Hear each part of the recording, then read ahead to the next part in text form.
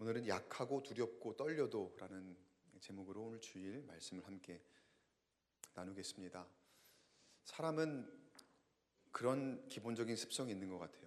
강해 보이고 싶은 것. 그러니까 남에게 속된 말로 꿀리지 않고 싶어 한다고 하죠. 그래서 나를 좀 이제 강하게 보이게 싶어 하는 그런 나름대로의 기본적인 그 습성이 있어서, 그래서 뭐 그런 책 같은 것도 많이 있잖아요. 어떻게 하면 지지 않고 살 수 있는가. 또 저처럼 이렇게 앞에 나와서 스피치를 해야 되고 설교를 하거나 강연을 해야 되는 그런 분들이라면 어떻게 두렵지 않게 담대하게 잘 말을 할 수 있을까. 그래서 좀 안 되는 경우에는 스피치 코칭 같은 것도 받기도 하고 그렇죠.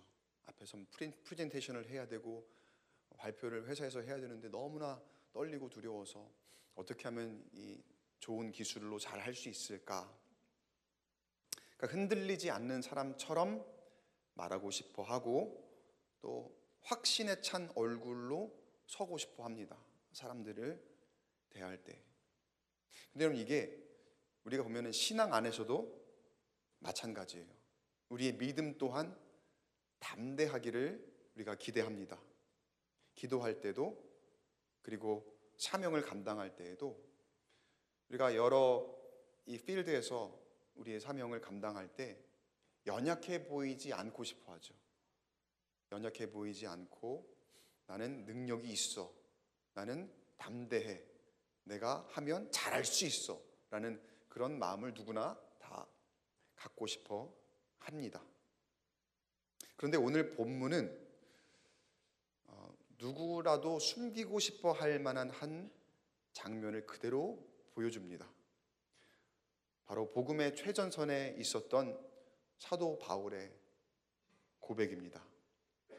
뭐라고 하냐면요, 오늘 설교의 제목 안에 들어있는 이 표현을 제가 제목으로 인용을 한 건데요, 이 말씀 안에 내가 너희 가운데 거할 때에 약하고 두려워하고 심히 떨었노라 라고 고백을 하거든요. 사도 바울의 고백은 무슨 의미일까? 한번 이 말씀을 잘 생각해 보시면서 오늘 말씀을 통해서 한번 나누어 보기를 원합니다. 오늘 말씀은 사도 바울이 고린도 교회를 향해서 썼던 서신의 내용입니다. 고린도 전서, 전후서죠. 사도 바울이 직접 경험했던 고린도 교회가 있고요. 그리고 지금 서신을 쓰는 시점에서 고린도 교회에서 들려오는 말들이 있거든요. 그런 말들에 대한 답과 또 권면으로 지금 편지를 써내려가고 있는 거예요. 그런데 이 서신을 통해서 알게 되는 고린도 교회의 현 상황이 대표적인 게 뭐가 있냐? 보통 좀 부정적인 내용들이 좀 많이 있습니다. 그 중에 대표적인 게 뭐가 있냐면은 사람들 간에 분열이 있더라, 사람들 간에 분파가 있더라, 교회 안에 그런 분열이 있고 분파가 나누어지더라 라고 하는 그런 소식이었습니다. 고린도 교회는 특징이 지식인이 굉장히 많이 있었던 그런 공동체였습니다. 여러분, 아는 것이 많으면 좋죠. 아는 것이 많으면 좋습니다. 요즘엔 너무나 많이 알 수 있는 기회가 이렇게 주어지는 것 같아요. 유튜브를 통해서. 그리고 얼마나 그런 출판되는 것들도 많이 있는지 그런 지식을 쌓을 만한 것들이 많이 있습니다.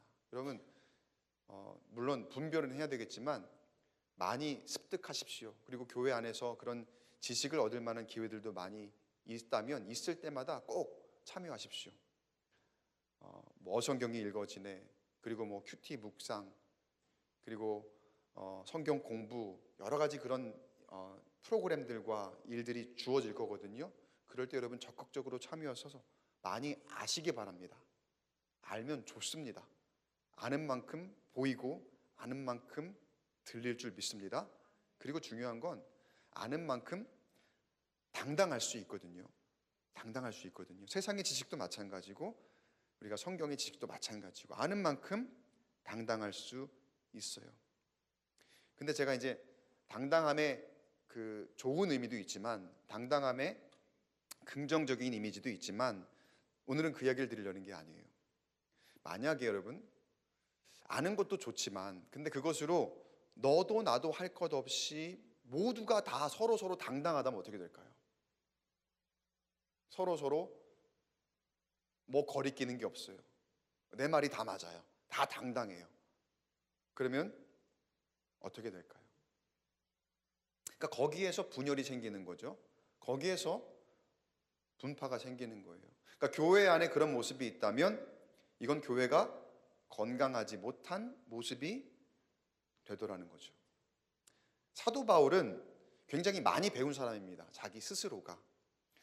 그런 사도 바울이 이 지금 고린도 교회에서 구성을 이루는 이 사람들, 그러니까 들려오기에 이 사람들이 분파를 이루고 있고 분열이 있더라라고 하는 그 대상들에 비해서 밀릴 게 아무것도 없는 사람입니다. 사도 바울이. 그런데 이 사도 바울이 교회를 향해서 자신의 충격적인 고백을 말하는데 고린도전서 2장에서 이렇게 말을 해요. 2장 2절 말씀을 우리 한번 같이 읽어볼까요? 고린도전서 2장 2절입니다. 시작. 내가 너희 중에서 예수 그리스도와 그가 십자가에 못 박히신 것 외에는 아무것도 알지 아니하기로 작정하였습니다. 우리가 이 말을 잘 이해합니다. 단편적으로 이해하면 사도 바울은 예수님과 십자가밖에 모른다라고 읽혀지죠. 그러니까 우리는 이해를 할 수 있을 것 같아요. 그런데 만약에 이게 사도 바울은 십자가와 예수님밖에 몰라라고 했을 때 그냥 단순하게 보면은 그 외에는 다른 건 모르는구나, 다른 것에 대해서는 무지한 사람이구나라고 막연하게 그렇게 보여질지 모르겠습니다. 근데 여러분이 아시는 바, 또 성경이 사도 바울에 대해서 설명해 주는 바, 사도 바울은 어떤 사람이었습니까? 전혀 무지와는 거리가 먼 사람이었죠. 둘째가라면 서러워할 만큼 신분적이나 학문적이나 아주 뛰어난 능력과 배경을 가진 그런 사람이었습니다. 이 사도 바울의 율법 스승이 누구냐면요, 가말리엘이라고 하는 사람이에요. 가말리엘은 그 최고의 율법 교사 중에 한 명으로 모든 유대인들이 우러러보고 존경하는 사람. 그 가말리엘의 문화에서 최고의 율법 교육을 받았습니다. 지금으로 따지면 우리나라 최고의 명문 대학 법대를 나왔고 또는 전 세계적으로 유명한 하버드나 옥스포드에서 가장 뛰어난 그런 학문의 교육을 받은 사람이 바로 사도 바울이라는 거죠. 그런가 하면 빌립보서 3장에서는 사도 바울이 자신을 나는 히브리인 중에 히브리인이요 또 바리새인이다 라고 얘기하며 자신의 유대인의 정통성을 드러내죠. 나는 이렇게 여기는 누구보다도 정통의 율법에 그리고 내 조상을 보아도 나는 모든 면에서 혈통으로나 무엇을 보러나 나는 꿀릴 게 없는 사람이다라고 이야기하는, 그러니까 유대 전통과 율법에 정통한 사람이라는 거죠. 그런가 하면 그러니까 굉장히 또 다양한 문화와 학문적인 지식을 접했던 사람이에요. 사도행전에 보면은 아레오바고라는 곳에서 설교를 한번 할 때가 있어요. 근데 그때 헬라 시인의 글을 인용하는 장면이 나옵니다. 너희 시인 중에 어떤 사람이 했던 말과 같이라고 하면서 헬라의 어떤 그런 문화까지도 내가 다 접하고 알고 있다는 것을 보여줄 만큼 그런 다양한 사상과 문화에 밝았던 사람, 그리고 결정적으로 로마 시민권까지 가진 사람. 그러니까 다재다능 다방면으로 하나 빠지는 게 없는 사람이 바로 이 사도 바울이었다는 거죠. 자신을 만약에 내가 드러내고자 한다면 어느 누가 봐도 감탄할 만하고 아무도 이 사람을 무지하다고 할 수 없을 만큼 그런 조건의 사람이었다는 거예요. 근데 아까 2절 말씀에 이 사람이 사도 바울이 어떻게 고백을 합니까? 내가 예수 그리스도와 십자가 외에는 알지 않기로 작정했다. 여러분, 이거는 결단이거든요. 우리가 무언가를 알지 않기로 작정한다고 안 알아집니까? 뭘 내가 알아요. 근데 나 이건 이제 안 할 거야 라고 하면 그게 안 알아집니까? 그게 그냥 내 기억에서 사라집니까? 그렇지 않죠. 아는 건 아는 거죠. 그럼 이건 무슨 뜻일까요? 사도 바울이 한 이 말은 무슨 뜻일까요? 내가 예수님과 예수님의 십자가 외에는 내 아는 것을 드러내지 않겠다. 드러내지 않겠다. 바꾸어 말하면 나는 살면서 이제 예수님과 예수님의 십자가만 드러내겠다라는 그런 말이에요. 근데 사도 바울이 왜 이렇게 말할까요? 자신이 공부한 게 얼마나 많은데. 저는 뭐 사도 바울에 비하면은 정말 얄팍한 지식과 얄팍한 그런 학문적인 배경을 가지고 있지만서도 저는 제가 공부한 게 너무 아까워요, 사실은요. 더 많이 좀 이렇게 하고 싶기도 하고 막 그런 게 있는데 저는 아깝거든요. 그러니까 저 정도만 돼도 아까운데 사도 바울은 얼마나 이 공부한 게 아깝고 얼마나 자신이 이 알고 했던 그런 것들을 드러내고 싶고 자기가 더 많이 기여하고 싶고 사회에 공헌하고 싶고 사람들에게 함께 이것들을 나누고 싶고 할까? 그 율법 지식과 자기가 알고 있는 그 헬라의 문화와 또 로마 시민권자로서 내가 할 수 있는 모든 그런 것들 얼마나 많이 하고 싶을까? 얼마나 아까운 건데 그것으로 자신의 이름이 얼마든지 드러나고 높아질 수 있는데 안 그래도 저 고린도 교인들은 자신들을 저마다 높이려고 아우성들인데 왜 사도 바울은 그 사람들 앞에서 니들이 그 정도야? 어떻게 내 앞에서 그런 얘기를 할 수가 있어? 나한테 당할 수 있는 사람 나와봐 라고 하면서 오히려 당당하게 해도 모자랄 텐데 왜 사도 바울은 그 반대의 결단을 하는 것일까? 사도 바울은요, 교회에서 가장 위험한 것이 무엇인지를 알았던 거예요. 그게 뭐예요? 고린도 교회에서 지금 있다고 들려오는 그 분열과 분파. 사랑하는 성도 여러분, 분열을 경계하시기 바랍니다. 분파를 나누지 않으시기 바랍니다. 얘기하니까 우리 교회에 이런 게 있나 보다라고 생각하시는 분들이 계실 것 같은데 그런 건 아니에요. 우리 교회에 그런 게 있어서 제가 드리는 말씀이 아니에요. 이런 현상은 사실 여러분도 뭐 아실지 모르겠지만 한국 교회에 지금 만연해 있는 아주 심각한 문제이고 현상이거든요. 한국 교회 안에 얼마나 많은 그 사람들이 자기 의의를 드러냄으로 인해서 분열이 있고 분파가 있는 그런 모습들이 고린도 교회와 그리고 사도 바울이 지금 이야기하고 있는 그 배경 안에서의 모습만이 아니더라는 거예요. 어느 교회든 여러분, 사람들이 모인 곳에는 특히 우리 광교처럼 지식인들이 그리고 훌륭한 분들이 많이 모인 곳에는요, 사람들의 일반적인 속성으로 언제든지 나타날 수 있는 것이 내 주장입니다. 내 말이고 그리고 내가 먼저 당당해지는 그런 모습이거든요. 그러면 필연적으로 서로 대립하게 되고 그것이 점점 심화되고 격화되면 어떻게 됩니까? 그게 분열이 되는 거예요. 그게 분파가 되더라는 거죠. 근데 여러분 진짜 이 분열과 분파는 교회에 치명적입니다. 우리 주장 때문에 내 주장이 맞다고 고집하는 것 때문에 내가 아는 것이 더 맞고 더 낫다고 하는 생각 때문에 여러분 교회가 나누어진다고 생각해 보세요. 교회가 나누어지는 게 여러분 맞을까요? 성경적으로 맞을까요? 신학적으로 맞을까요? 우리가 단순하게 지금 시선으로 보면 그냥 사람끼리 생각의 차이가 있고 때로는 다툼도 좀 있을 수 있고 사람이 나누어지는 것 같지만 실상은 이게 교회가 나누어지는 거거든요. 그리고 교회가 나누어진다는 거는 그리스도의 몸이 찢겨지는 거예요. 그리스도의 몸이 나누어지는 거예요.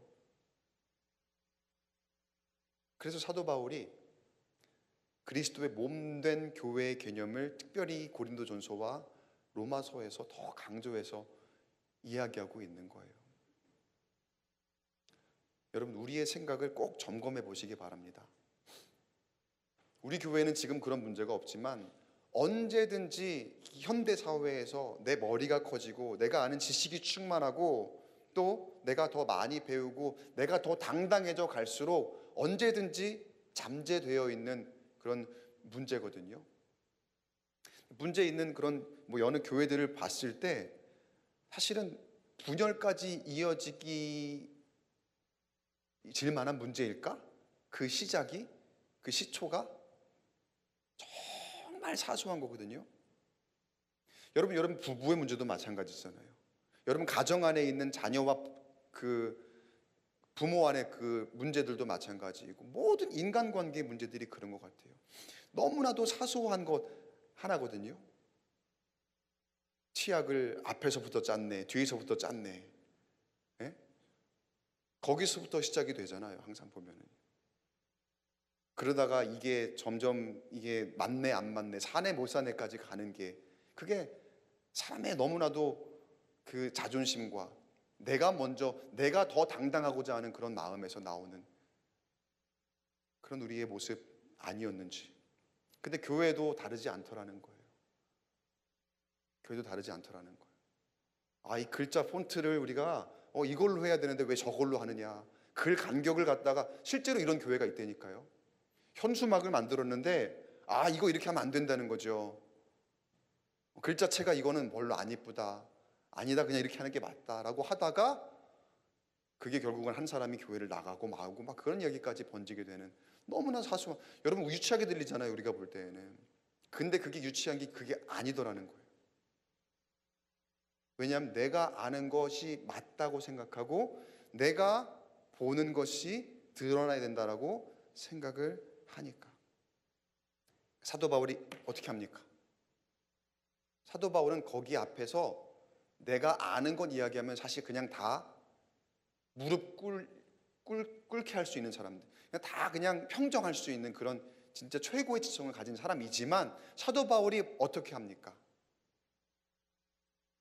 그리스도의 몸된 교회의 건강을 위해서 자신의 결단을 먼저 고백하는 거죠. 예수 그리스도와 그 십자가 외에는 나는 아무것도 알지 않기로 작정하였노라. 우리도 마찬가지입니다, 여러분. 꼭 교회뿐만이 아니라 우리가 그리스도인으로서 살아간다면 내가 있는 그곳이 주님 안에서 화평하기를 원하는 그런 우리의 마음이라면 내가 아는 것을 드러내고 주장하고 그대로 되게 한다고 해서 그게 우리가 탁월하고 우리가 능력 있다는 것을 드러내는 것이 아닙니다. 반대로요, 내 생각대로 안 되고 내 뜻보다는 다른 의견들대로만 된다고 해서 내가 능력이 없거나 내가 미련하다는 뜻도 아니에요. 특별히 교회에서 여러분, 내 생각대로 안 되네, 내가 이 얘기해도 왜 다른 사람 말만 들어지지? 라고 한다고 내가 능력 없거나 내가 미련하다는 뜻이 아니라는 거예요. 여러분이 오해하지 마셔야 돼요. 오히려 진정 하나님께서 귀하게 여기시고 사용하시는 사람은 내가 능력이 되고 내가 분명히 맞는 것 같더라도 지금 현 상황에서 지금 이 시점에서 유익이 되지 않는다고 판단이 된다면 과감하게 나를 내려놓을 수 있는 사람, 그 사람이 하나님께서 가장 귀하게 여기시고 사용하시는 사람임을 여러분 믿으시기 바랍니다. 우리 그런 말 있죠. 우리가 무슨 말을 하거나 무슨 결단과 행동을 할 때에도 항상 우리가 점검해 봐야 되는 것. 첫째, 그것이 팩트인가? 그 말을 우리가 전하거나 말을 할 때 사실관계를 확실하게 잘 판단을 해야 돼요. 근데 그보다 더 중요한 게 뭔 줄 아시죠? 유익한가? 공동체에 유익한가? 그 사람과 나와의 관계 사이에서 유익한가? 그게 진실이라 하더라도 과연 덕을 세우는 것인가? 사도 바울이 얘기하죠. 이것이 덕을 세우는 것인가? 그런 의미에서 사도 바울의 예수 그리스도와 십자가 외에는 아무것도 알지 않기로 작정했다라고 하는 이 말은 그리스도의 몸된 교회를 세우는데 너무나도 귀한 고백입니다. 이 말씀 묵상하는데 사도 바울이 이렇게 말하는 것 같아요. 내가 많은 것을 알지만 나는 무엇이 중요한지, 그리고 무엇이 중심에 있는지 내가 작정하고 내가 결단하겠다. 그러니까 여러분, 늘 우리가 상황을 잘 보고 무엇이 중요한지, 무엇이 중요한지 잘 보셔야 돼요. 그거 아는 사람이 진짜 지혜로운 사람. 그냥 내가 아는 그 지식 그거 드러내는 게 잘 아는 사람이 아니라 뭐가 중요한지를 잘 판단하는 사람이 진짜 지혜로운 사람임을 여러분 믿으시기 바랍니다. 사도 바울의 고백에서 우리가 좀 더 강조해서 묵상할 포인트가 하나 있습니다. 사도 바울이 작정했다고 하죠. 작정. 그냥 예수님과 십자가밖에 몰라요가 아니라 내가 그 외에는 알지 않기로 작정했다. 능동적이고 의도적인 방향 설정입니다. 그리고 자신의 삶의 중심을 정하는 액티브한 결단이에요. 내가 이렇게 하기로 결단을 한다. 여러분, 이 부분이 우리에게 권면하는 바가 굉장히 큽니다. 여러분, 십자가는 그냥 저절로 우리의 중심이 되지 않습니다. 내가 습관적으로 매 주일이 되면은 예배 나와 그 자리에 앉아 있다고, 나는 성실하게 늘 말씀을 듣죠. 성실하게 내가 하는 것들을 잘 하는 것 같은데 우리는 늘 세상 가운데 살아가지 않습니까? 내가 어떠한 액티브하고 능동적인 방향 설정과 결단이 항상 있지 않다면은요, 세상인이 얼마든지 우리를 밖에 바꿔놓을 수, 뒤흔들 수 있다는 거예요. 끊임없이 우리의 중심에 세상의 다른 것들, 다른 가치들을 막 놓으라고 합니다. 우리 가만히 있으면요, 우리가 결단하지 않으면요, 우리가 능동적으로 액티브하게 십자가 외에는 아무것도 알지 않기로 내가 작정했다라고 하는 사도 바울의 고백과 같은 것이 없다면 우리는 여전히 무심코 나도 모르게 나의 말과 나의 능력을 내 중심에 두고 살아가게 된다는 거예요. 그리고 여느 때와 다름없이 다시 나는 성과에 중심을 두고 있겠죠. 인정받는 것에 중심을 두고 있겠죠. 안정과 성공을 위해서 우리의 중심에 예수님의 십자가보다는, 예수님의 말씀보다는 사람의 인정과 사람의 칭찬과 그리고 사람의 칭송, 그런 것들을 더 내 중심에 두면서 십자가에 대한 무감각으로 살아가고 있지 않을까요? 그러나 사도 바울은 분명하게 결단을 표현했습니다. 나는 십자가를 중심에 두기로 정했다. 여러분, 신앙생활에서 우리는 늘 선택을 합니다. 끊임없는 선택을 하거든요. 그때 어떻게 되겠지, 그냥 상황이 만들어주니까 어떻게 그냥 되는 대로 되겠지, 그냥 그런 분위기로 되지 않습니다. 무엇을 가장 중요하게 둘 것인가에 대한 나의 의지적인 결단이 있을 때, 그때 나의 삶은 진정 선한 변화로 이루어지게 될 줄 믿으시기 바랍니다. 우리 이런 말 있잖아요. 자주 쓰는 말 있잖아요. 아무것도 안 하면 아무 일도 일어나지 않는다.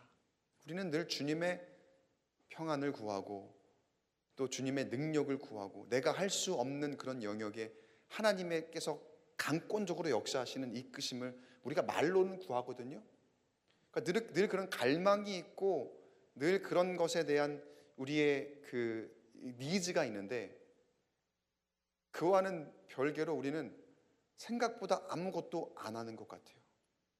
하나님 앞에 우리의 진정한 결단과 액티브한 어떤 능동적인 그런 것들이 우리 안에 없는 것 같아요. 하나님의 능력을 기대하십니까? 작정하시기 바랍니다. 결단하시기 바랍니다. 그 십자가의 능력으로 승리하게 될 줄 믿습니다. 자, 그런데 이렇게 중심을 분명히 세운 사도 바울도 사역 현장에서는 어떠한 상태였고 어떠한 모습이었는가? 고린도전서 2장 3절 말씀을 볼게요. 한번 같이 한번 읽어보겠습니다. 2장 3절 시작. 내가 너희 가운데에 거할 때에 약하고 두려워하고 심히 떨었노라. 약하고 두려워하고 심히 떨었노라. 사도행전의 흐름을 한번 보면은요, 사도행전이 사도 바울이 이제 전도 여행을 하면서 여러 교회 공동체를 세우고 계속해서 이어나가는 그런 배경의 이 여정이잖아요. 근데 고린도에 오기 전에 참 많은 일들을 겪었습니다. 매를 맞고 뭐 감옥에 갇히기도 하고, 빌립보에서 또 뭐 소요와 사람들에게 위협을 당하며 죽게 될 만한 어떤 그런 위기도 겪기도 했습니다. 그리고 그의 복음이 조롱을 당하기도 하고, 여러 가지 그런 일들을 경험한 후에 고린도에 도착했을 때, 그때 주님이 환상 중에 뭐라고 말씀하시냐면요, 두려워하지 말아라, 내가 너와 함께 있음이라. 이 말씀이 굉장한 위로가 되잖아요. 힘이 되잖아요. 근데 이 말 안에 전제되는 게 있어요. 하나님께서 주신 그 음성 가운데 전제되는 게 뭐예요? 두려워하지 말아라 라고 할 때 전제되는 건 뭡니까? 사도 바울이 두려워하고 있었다는 거겠죠. 사도 바울이 두려워하니까, 사도 바울이 겁내하니까 하나님께서 두려워하지 말아라 라고 하셨다는 거예요. 사도의 마음속에도 그 두려움이 있었더라는 거예요. 서두에도 말씀드렸지만 조건을 따지면 사도 바울은 그럴 필요가 없는 사람이거든요. 그런 환경에 있지 않아도 되는 사람이거든요. 그러나 사도 바울이 경험한 바, 복음은 사람의 능력으로 되는 일이 아니었더라는 거죠. 우리의 신앙생활도 그렇습니다. 그러니까 종종 이렇게 생각할 거예요. 왜 이렇게 불안하지? 왜 이렇게 부담스럽지? 목사님이 나한테 이걸 좀 맡기신다고 하는데 왜 이렇게 두렵지? 걱정이 되지? 라는 그런 생각뿐만 아니라, 그냥 세상을 살면서도 신앙인으로서, 내가 그리스도인으로서 살면서 참 그리스도인으로 살기 힘들다, 제약되는 게 너무나 많고, 내가 사람들을 대하며 살아가는 가운데서도 사람들이 나를 어떻게 바라볼까, 내가 행하는 이런 것들에 대해서 때로는 되게 막 이중적인 것도 드러나기도 하고, 그러니까 불안하기도 하고 걱정이 되기도 하고 염려가 되기도 하는 그런 모습. 그런데 여러분, 종종 여러분에게 그런 마음이 든다면 제가 드리는 말씀을 잘 들으세요. 잘하고 계시는 겁니다. 잘하고 계시는 거예요. 어느 사람도 단 한순간 두려워하지 않을 수 있는 사람은 없어요. 그러니까 제가 감히 진단을 내리자면, 여러분, 정상. 두렵습니까? 불안하십니까? 염려가 되십니까? 부담스러우십니까? 이제 오늘 또 직분 대상자 교육이 있고, 토요일하고 오늘하고, 그리고 이제 아까 광고 드린 것처럼 직분 임명 예식이 이제 예정이 되어 있는데, 부담스러워 하시는 분들도 계세요. 그 가운데에는 정상이에요. 당연하죠. 하나님의 직분을 맡아서 이제 앞으로 열심히 감당하려고 하는데 그게 부담이 안 되면 그게 더 이상한 거죠. 그러나 두렵고 떨리고, 그리고 그 가운데에 내 약한 모습이 드러나는 것 같다 하면은, 하나님께서 나를 부르실 때 내가 실제로 약한 모습이기 때문이 아니라 오히려 나에게 능력을 주시기 때문에, 오히려 나에게 힘과 지혜를 주실 것이기 때문에 그런 마음으로 우리 가운데 허락하시는 줄 여러분 믿으시기 바랍니다. 내가 강하면요, 오히려 자기 확신으로 흐르기 쉽거든요. 그러나 내가 두려워하잖아요. 떨리잖아요. 부담스럽잖아요. 그러면 하나님께 더 매달립니다. 아, 나 이거 하나님께 더 매달려야 되는구나 라는 것을 그 상황에서 알게 되는 거죠. 하나님은요, 절대 우리 자신감을 통해 일하지 않으십니다. 내 자신감, 내 능력으로 일하시는 분 아니세요. 오히려 내가 이 상황에서 얼마나 하나님께 더 엎드리는가, 얼마나 하나님 앞에 더 내가 의지하는가, 그 모습으로 하나님은 하나님의 일을 이루시는 분이심을 여러분 믿으시기 바랍니다. 그러니까 내 자신감 지수를 높이려 하지 마시고요, 굳이 그거를 미터 삼으신다면 하나님 의지 지수를 여러분 측정해 보세요. 여러분 나름대로 반비례하는 거예요. 내 자신감 지수와 하나님의 의지 지수는 반비례하는 거예요. 내가 얼마나 내 자신감으로 일하고 있는가, 아니면 하나님을 의지하며 일하고 있는가. 사도 바울이 의지한 것은 자신의 능력이 있지만 사람들이 사도 바울더러 와, 정말 훌륭하신 분입니다, 정말 지혜로우신 분이십니다 라고 하지만 자기의 지혜가 아니라 하나님의 능력을 의지하는 사람이었습니다. 그래서 결론적으로 이렇게 이야기를 하죠. 고린도전서 2장 4절 같이 읽어보면요, 2장 4절에 시작.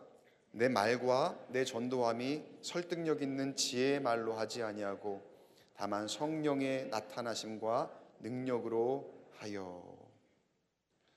그의 말에, 그의 수사하게, 그의 웅변에 능력이 분명히 있었음에도 불구하고 내 말과 전도함은 성령의 나타나심과 능력으로 한다라고 고백하잖아요.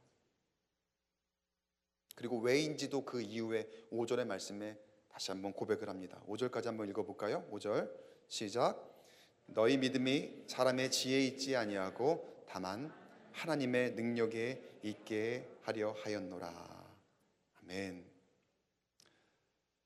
만약에 사람들이 바울의 말씀씨에 감동했다면 사람들은 바울에게 들러붙었을 겁니다. 바울을 막 따랐을 겁니다. 그러나 바울은 그것을 원하지 않았습니다.